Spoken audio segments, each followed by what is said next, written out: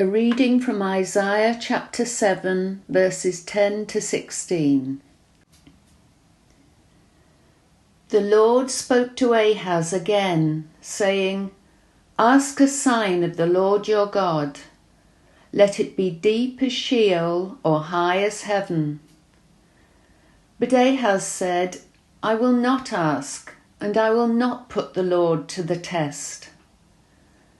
Then Isaiah said, Hear then, O house of David.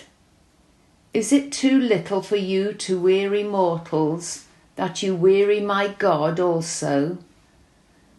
Therefore the Lord himself will give you a sign.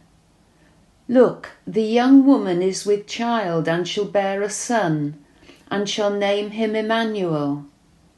He shall eat curds and honey by the time he knows how to refuse the evil and choose the good.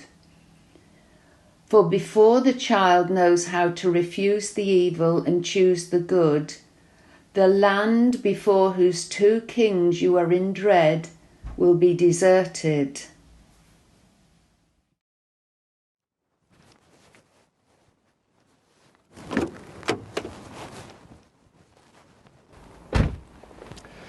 Earlier this year, I moved to Cardiff from Australia, and we bought this car not long after we arrived, and I absolutely love driving it.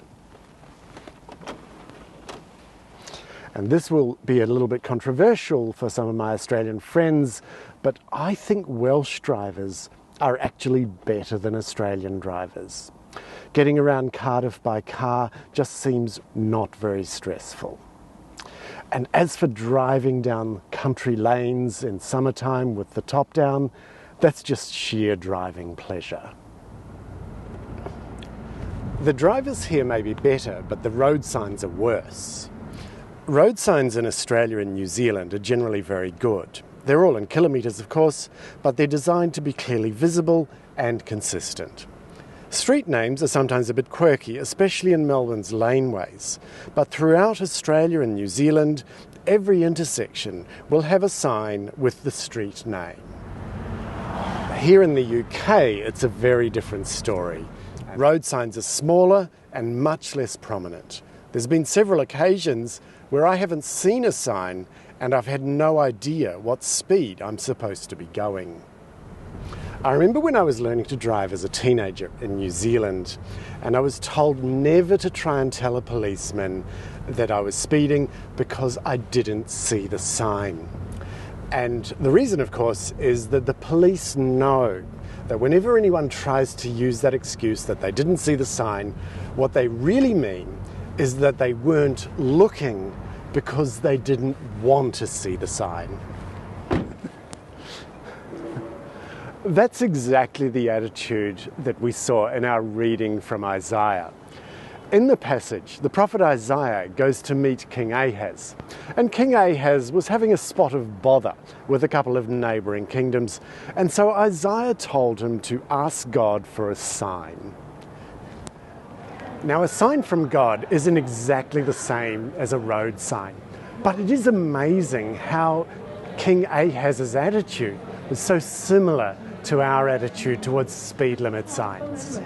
He didn't want to see the sign. But just because we don't want to see a sign doesn't mean it isn't really there. And King Ahaz certainly didn't want to see a sign, but God was going to show him a sign anyway. And so Isaiah told him that a young woman was going to have a baby boy, and he was going to be named Emmanuel, which means God with us. And several hundred years later, people realized that this was relevant to Jesus as well, who really is God with us. King Ahaz didn't want a sign from God because he thought he'd sorted the matter out on his own. And we can feel the same way. We feel as though we've got everything under control and we want God to just leave us alone. Christmas can be a wonderful time. There's so many good things about it. Giving gifts, generosity, family, all the lights, all the celebration. And I'm particularly enjoying this Christmas because it's my first ever winter Christmas. But when it's all over, we can often feel as though we want to put baby Jesus back in the crib and get on with our lives. This whole idea of God being with us, it can actually sound a bit intrusive. We don't want God to be against us. We may not want God to be with us, but we certainly don't want God to be with our enemies. That was actually what King Ahaz was so worried about. But when it comes to all this God with us stuff, we would rather stay neutral. The reality is that Christmas is just the beginning of the story. Jesus grew up, he taught people, he healed people, and then he was arrested and executed. And then he rose again. We need to respond to this. God came to be with us. God did not stay neutral. And we can't stay neutral either. Nobody's fooled when we try and pretend that we didn't see a road sign. And it's the same with Jesus.